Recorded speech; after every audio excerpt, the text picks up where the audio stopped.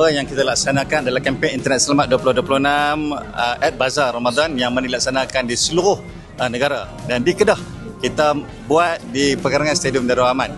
Objektif utama kempen Internet Selamat bagaimana yang kita rangka oleh Yang Berhormat Menteri Komunikasi Datuk Fahim Fadil, kita untuk memberi pendedahan kepada orang ramai berkenaan dengan penggunaan internet secara selamat.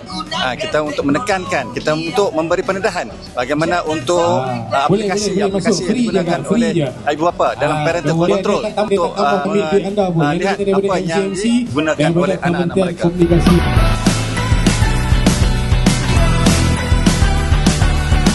Saya dapat banyak, saya tahu pasal apa cara penggunaan internet dengan selamat.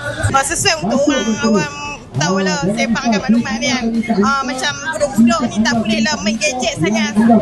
Dia boleh bagi pendedahan lah kepada orang yang tak ada pendedahan, especially orang yang dekat kampung. Kalau dia orang datang beli kat bazar, boleh tahu juga pasal keselamatan internet lah. Kita boleh tahu lah langkah-langkah untuk keselamatan kita lah dalam internet.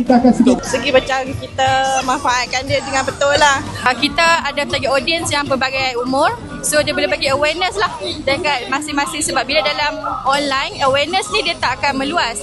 Bila dalam face to face physical macam ni, awareness tu tak kira umur. So kita boleh explain lah awareness tu dekat semua tahap peringkat umur lah.